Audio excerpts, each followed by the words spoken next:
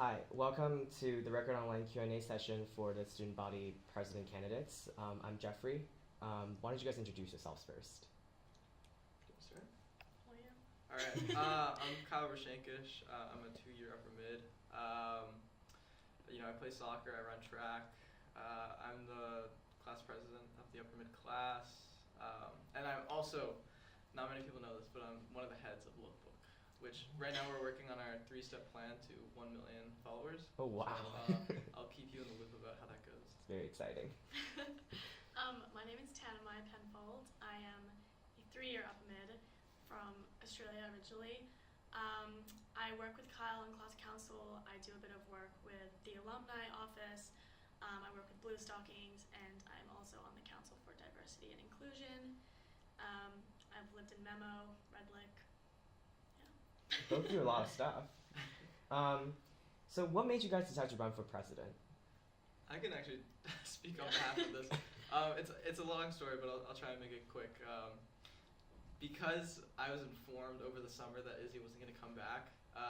He tends to have that effect on people, actually. Miss McClure and I were talking a lot about if someone would fill in or if I would do it solo. And we came to the conclusion that we thought Tanami would be best fit to come in and kind of be my partner for class president. And it was because she was like the runner-up, so we had to ask Alex McLean if he was okay with it, and he said that it was totally fine, which was great. So she was actually in an email chain where we pretty much explicitly told her that she was going to be class president with me. And then Dr. Gibb kind of last minute was like, no, Kyle, I want you to be kind of like the guinea pig of like what a solo class president and how they would do. So it was really unfortunate because Tanami had like the most votes for class council, and she was like literally told like that she was going to be class president. Yeah. So I mean that's how I guess it all kind of originated, and then from there, I mean I always knew Tanami would be like a really good representative, not only like the class but I think of the school.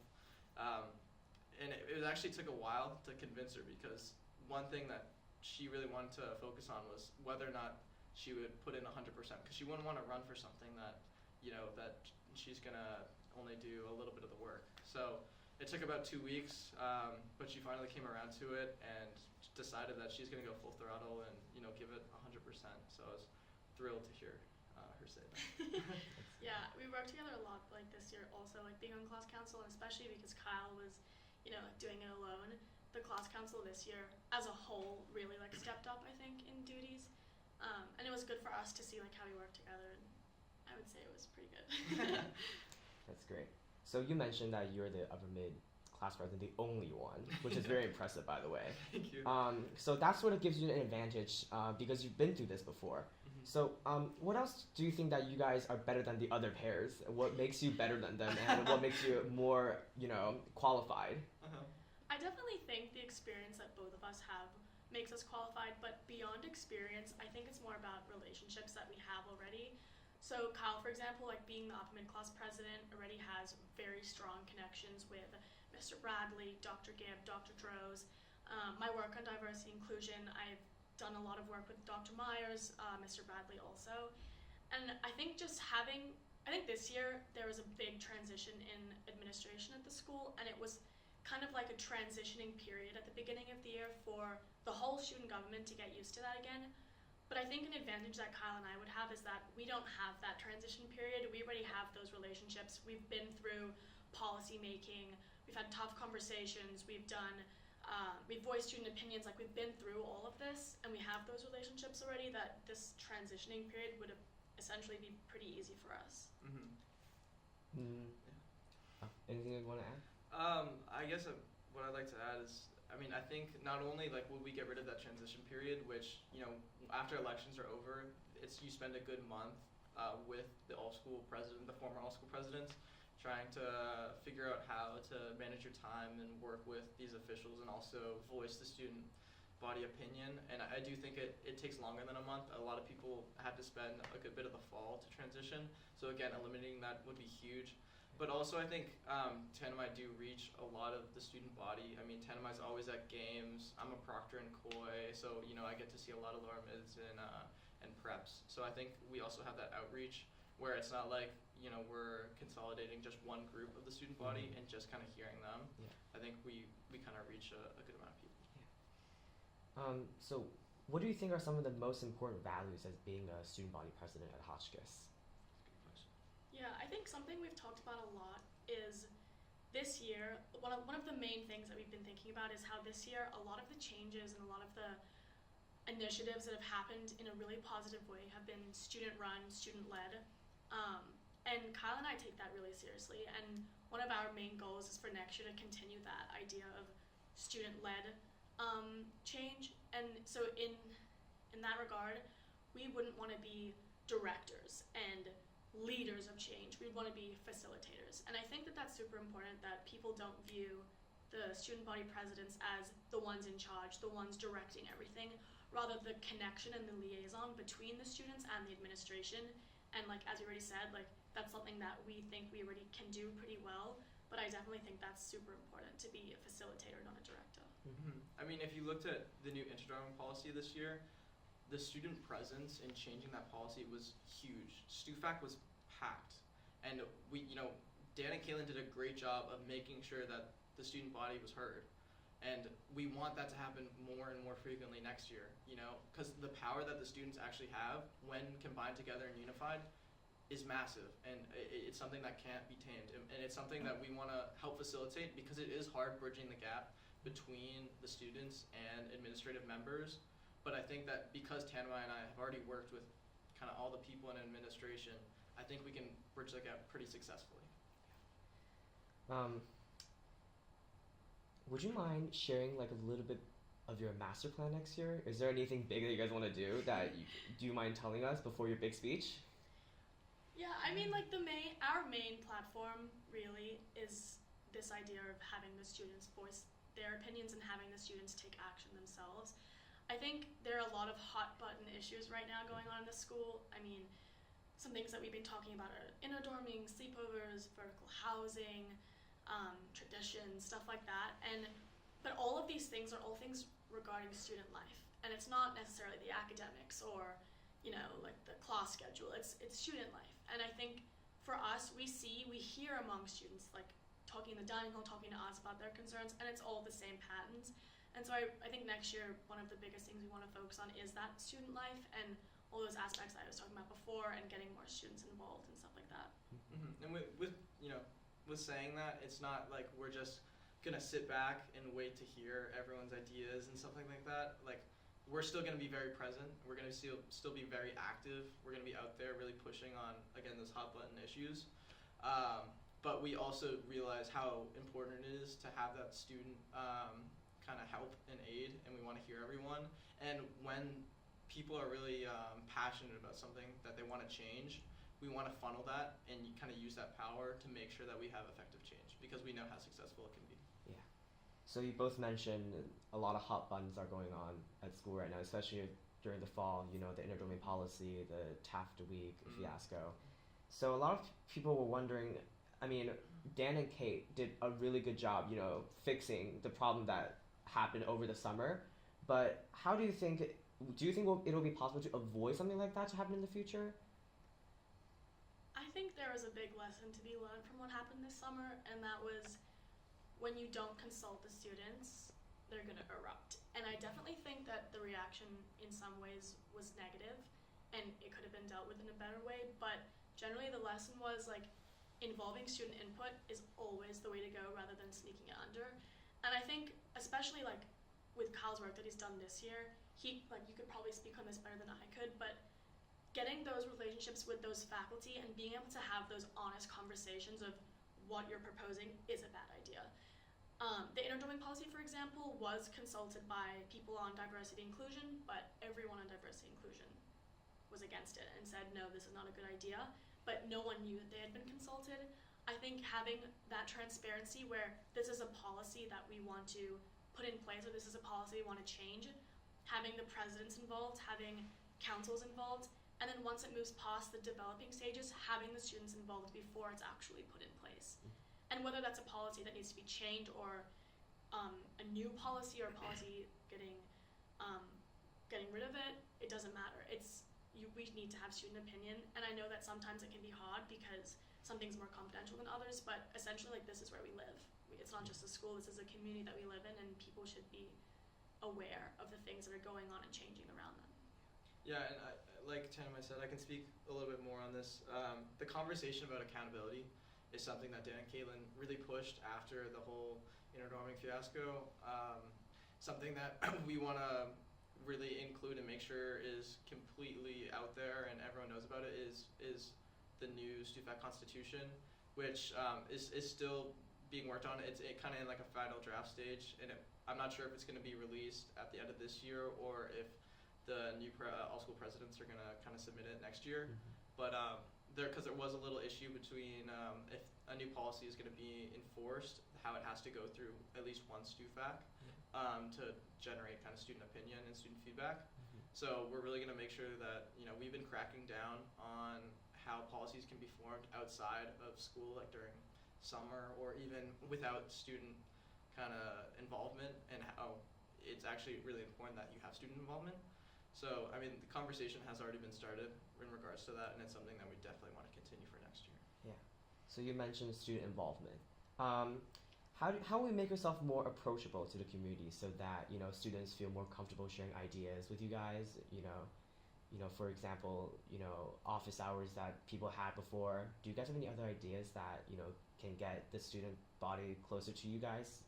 I think, and I mean, you can take action like having office hours to try and have these moments where people can approach you, but I think it's also up to kind of the traits of the presidents. And that was one of the reasons why I think we decided to run, is because, I mean, if you look at Dan, for example, I mean, Dan says hi to everyone in the hallway, which is something that we love about him. And we had to do some soul searching, but it's definitely something that I think that we have and I still can work on. But I think being approachable is huge for two presidential candidates. And we think that we do reach a lot of people, like I said before. Maybe not everyone yet, but it's definitely something that we're going to really push for next year, or really even now during this candidacy period. But just having those underlying traits of being approachable, being comfortable around students that you don't really see on an everyday basis, it's really important to have those traits, and that's kind of one of the reasons why we ran. I think the perfect example of that would be something like captainship or proctorship. I have a lot of friends who are Kyle's proctees, and I get told every day how much they love Kyle, how much of a support he is for them. That's so nice. And you see it in them also. Like, you see the relationships that he makes with people, and they're so genuine. They're not just, oh, I'll sit at a prep table because, like, I want to be nice. Like, Kyle really genuinely does care about other kids and care about creating those relationships with other kids. And you see it on the teams also. Like, right now we're on the track team together, and even, like, with or without the title of captainship, Kyle still takes the time to get to know every single person on that team. Like, 2 weeks ago, we went for a run outside, and this one girl had worn the wrong shoes, and she was getting really sore feet, and she didn't know what to do. Kyle took off his shoes, gave her his shoes, and ran 3 miles barefoot in the cold, just because he wanted to help this girl. And yes, probably Kyle would say that he regrets it because he had a lot of blisters afterwards. But it's that type of action that Kyle and I want to take to show people that we do care about them, and we want to, you know, make them feel like they can come up to us and be approachable. And yes, maybe that's an extreme way of doing it, but it's definitely something that we think about and that we want to do. Yeah, that's awesome. So I'm gonna shift gears a little bit. So some students have mentioned the lack of activities during the weekends. You know, before there was a lot of buses to Great Barrington, and there was a lot of activities going on in the MAC. You know, with the I mean, it happened this year, but a lot less. Yeah, exactly. Yeah. So, have you guys thought about ways to improve that? For sure, and I think this goes off of having a greater presence of student involvement within these decisions, because at the end of the day, the people that are going to be doing the activities and the people who will decide whether or not they're enjoyable or not are students. And we think that it'd be really important and it'd be really amazing to create new roles kind of in the activity planning committee where students can get involved, kind of get a general consensus of what students want to see on Saturdays and Wednesday nights, so that we can have those fun activities. Because I think this year it was kind of in a bubble in the sense where it was really members deciding Mhm. those types of activities, which, I mean, sure, they have great outreach, but when you don't have the general consensus of what the student body actually wants, it's really difficult to have a fun time. So I think a huge plan of ours is to really push for student involvement and create more roles within the student activity committee to make sure that we have the activities that are super fun. Yeah, I think if you ask around people what their favorite events was this year, we got pretty common, consistent answers. It was the basketball games in Foul when everyone was there. It was TAF Day. It was singing in the snack bar and having music in the snack bar. And all of these things were things where there was a lot of people there. Yeah. So first of all, amping up that spirit of getting yourself out there and going out will make anything inherently better. But I agree what Kyle was saying. You have people whose job is student activities and making student life fun. And I think that having more student involvement, not just in terms of a conversation or asking people or a survey, actually having those positions as someone who works underneath, say, Mr. Pulse or Mrs. Gibb, people like them, people who work underneath them, who are students, who directly engage with them, is definitely super important. But I think generally, like in terms of things that people like to do, I think the school spirit at Hotchkiss has had its moments of being absolutely amazing, and having the Blue Mob and having games, but not just at those games. Having kids come to the performances and the plays, celebrating each other's achievements. You go to revisit day and you come and we sit up on the top level, and when you see that many people singing and swaying together, like, it's cheesy, but it makes you feel warm. Like, you see how happy people are to be there, and we want to get that spirit out at more things that are driven by students and student input. Yeah, I agree. So this topic really comes up every year, but I still have to bring it up. Saturday classes. What is your take on that? Do you think it should still exist? Because literally every week I can hear people like complaining or moaning about it. Oh, Saturday, I don't want to have classes, and nobody really enjoys half a weekend. What do you guys think? So I can talk on this because one thing in working with Dan and Caitlin is ever since their lower mid-year, they have been working on rescheduling kind of the classes and the weekly structure of Hotchkiss. And they actually have like a 30-page document of completely redesigning the whole I guess your everyday schedule. So it's definitely something that we want to look into if we were ever all school presidents. And I mean, this conversation has been going on for countless years now. Mm-hmm. It's definitely a difficult change. But in talking with Dan and Caitlin, they've been working with Mr. Bradley on this whole new schedule ever since lower mid-year. So it's definitely had a lot of input from him and other administrative members. So I think when, if we were put in a position of power where we can really start working with administrative members on seeing if we can make changes to the scheduling, I think that would be huge. And it's definitely something we want to do. But it really is, it's going to be tough. But it's definitely something we want to talk about and bring to StuFac meetings. I also think Saturday classes, like Kyle said, is something that's tough to deal with because they've been here for so long. But I think that something that we do think could happen is changing some of the things about Saturday classes that people don't necessarily like. So I know I've heard a lot of people say that they don't like Saturday classes because Friday night doesn't feel like Friday night. It feels like a Tuesday. So one idea is having 9 to 10 on Friday as well as Wednesday. So study hall for lower classmen would be 7 to 9, and we'd have a 9 to 10. And even though upperclassmen don't have study hall, you often see upperclassmen in main building from 9 to 10 on Wednesday. So it would make that environment in main building feel more less empty, and there'd be more people, and it would feel a little bit more like a Friday. Yeah. You'd still have time to do your work, but you'd have that time to relax afterwards. And then tomorrow you wouldn't feel as much as though it's a whole class day. Also maybe changing the times of classes on Saturdays, like starting later or ending earlier. These are all things that are smaller that we think are possible and achievable. Obviously the ultimate goal would be to get rid of Saturday classes, but I don't know if that's something that we'll be able to achieve in our time here because it's been such a long process already. And if it's something that we can't change, then I think we do want to make Saturday classes as fun as possible. And because it is a Saturday, which is technically the weekend, I think we will have some wiggle room in the sense of adding a lot more spirit to those days. So whether or not it's like a different kind of dress day where it could be, I don't know, like relaxed Saturdays or blue and white Saturdays or something like that. I think like really engaging the student body and trying to get their minds off of having Saturday classes would be huge. So just making it maybe every Saturday would have a different theme or something like that. Well, this other topic I'm going to bring up is also really important. The dress code. I mean, it was changed when we were preps, at the end of when we were preps, right? And, you know, it's been going on for a few years, but some people have been complaining about how it makes students look lousy or like they just got out of bed or something and they don't look like clean enough to, like, you know, if there are visitors coming, we don't look as good as, you know, wearing the dress code from before. So what do you guys think about that? Have you guys ever thought about, you know, bringing back the dress code to a, you know, more strict code? I think something that's great about Hotchkiss is that it does celebrate individuality, and I think we should be worrying less about what people perceive that individuality to be.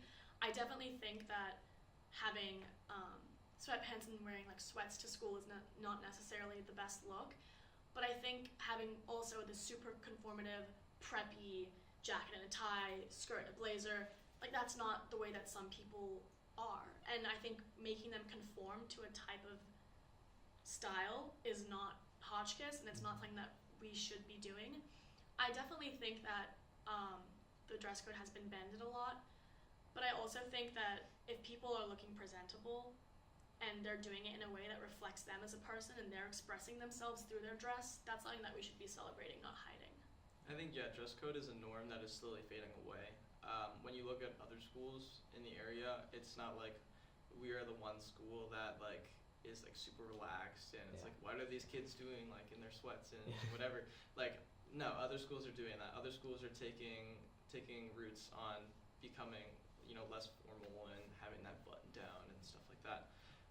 So in regards to like, you know, worrying about revisit days or having, you know, strangers on campus and worrying about how they perceive our school, I mean, I don't think that it's become less and less kind of drastic on how they view the students, because like Tanami said, I think it's really important to have individuality, especially in high school when people are really like finding themselves and really figuring out what they want to pursue. So I think it's really important to, you know, hold on to that. I also don't think that the grandeur and the amazingness of Hotchkiss would be lessened or weakened by what people are wearing. I think my first time to Hotchkiss, I remember driving through the gates, I remember the main building, I remember how amazing it was. I don't remember what people were wearing. And I definitely didn't think, Of course, yeah. oh, this looks sloppy, you know? I think people come to Hotchkiss and they see how amazing this place is, and I don't think dress code is something that people really pay attention to. So this next question really didn't come up as a controversial topic until last year, actually. Seniority. It started showing up in, you know, the record newspaper. A lot of students were writing articles about it, and then it really became like this big topic that people were talking about, and people were really taking it seriously. So what is your view on the role of seniority in this community? I definitely think that the word seniority itself should mean leading by example. So you have upperclassmen who generally have been here for a long time, they're older. I understand that with seniority comes tradition and things like that, and I think it's a healthy thing when it's monitored in the correct way. I think that seniors and upperclassmen should be setting good examples for lowerclassmen, and in that seniority, it's not just a privilege to be able to sit somewhere or do something or have something. It's a way of earning it by leadership. I think what happened last year was dealt with poorly by both the upperclassmen and the lowerclassmen. I think there was a disconnect between the relationship between all grades. I definitely have heard from a lot of people that they feel like they didn't know a single prep or they didn't know a single senior. And I do believe that that has changed this year. I see more relationships across grades in terms of friendships, and I do see more, you know, teams sitting together at different tables and less structure. But at the same time, I think that if we promote seniority in a sense of like, there's a reason it's like this, it's not just us being bullies, not just us being powerful, then people would start to understand, I guess, like the reasons behind that. I mean, when you look at senior tables in the dining hall, I mean, sure, they can have their own tables. Does that mean that lower-classmen can't sit with them? No, they can get invited over. I mean, I think taking the right steps and intertwining kind of and unifying the school would be the best option, because I think you'll still get the respect that seniors want, without sacrificing, like losing those seniority traditions and stuff like that. I mean, I was here as a prep, and I think the way that seniority worked when I was a prep compared to now is extremely different. Some people really like the way it is now, some people hate the way it is now. But when I was a prep, I think seniority was at its strictest, but I didn't feel left out. I understood there was a reason and a way and like a tradition, and it was very different to the way it was when I was at school at home. We don't have the same sense of like tradition and seniority, but I kind of liked it, because I thought like this is a place where everyone who lives here together, and they've developed these traditions and these things that they like and they value, and that's kind of exciting. And it may not be my turn now, but eventually it will be. Yes. So basically, I think what you guys are saying is seniority is a term that you earn instead of something you abuse. Yeah. Yeah, like you can't really, you have to earn the respect of the lower classmen instead of, bullying them or be like, hey, you have to do this, you have to do that for me. We want it to be as healthy as possible. Yeah. And I think the term seniority can sound very restrictive, but I think what we want to do is make it as open as possible. And seniority can be like a cool thing where you should, I remember when I was invited over to a senior table or senior quad as a new lower mid, and I thought it was like the coolest thing, and I think it's times like that we want to promote, rather than kind of the negative sides where we don't want seniors kind of like abusing, like, oh, you can't sit here, oh, you can't do that. So Tanami, earlier you talked about disconnection between lower classmen and upperclassmen, and we all know that this year we started having community dinners between different classes, but some people really complain about how boring that gets, and there's a strict dress code to it, and you have to sit in it's sort of like a formal dinner, and people tend to get awkward sometimes, and people were hoping that there would be better ways that different classes can connect instead of just sitting down like at a table and just eating dinner. Mm-hmm. So do you guys have any ideas on how to do that?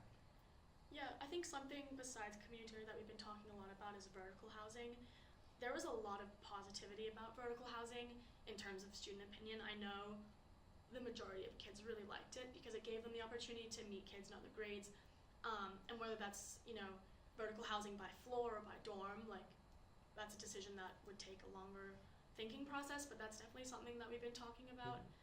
And then like other things like kind of like revamping Olympians versus Pythians, I think that would also be huge, because you are taking odds and even graduation years, which would involve one upperclassman grade and one lowerclassman grade. And I know this year I think it could have done a better job of being more successful. I think really having the two all school presidents behind it would make it a kind of bigger impact. So kind of revamping kind of that society and making sure that it goes smoothly, and that they're huge events that everyone can partake in, rather than like, I don't know, during like practice hours for some teams and something like that. And I've been at schools where there's a huge spirit of housing like that. You're like assorted into a house similar to Olympian and Pythians, and it gets so much fun. Like we have events all throughout the year. People get really invested into it. I think also because this year was the first year reintroducing it, no one really knew what it was. It was hard, but definitely if we get more support behind that and try to get people more excited behind that, it would definitely be a good thing. So I'm going to just add one last question, which is specifically for you two. I'm just going to repeat it here just because I don't want to make a mistake. Hotchkiss has a problem with hookup culture. That much is evident from the Blue Stockings meeting and the experiences of many of our classmates. What do you see as some of the issues with the hookup culture, and how can we work to make Hotchkiss a place that is safe and respectful of everyone? That's a good question. So in the Blue Stockings meeting, we were talking a lot about the culture and how people feel about it and how it's perceived. And generally, I think the biggest issue that people were talking about was the way that they feel in terms of faculty and how faculty perceive kids. Either if you're caught in a dorming, I know some people were saying that they felt like they walked around with a target on their back, or they felt like they were being judged a lot, or even just the way that relationships and hookup culture is perceived by the faculty. I did say this, I was telling someone this story in the WKIS interview yesterday.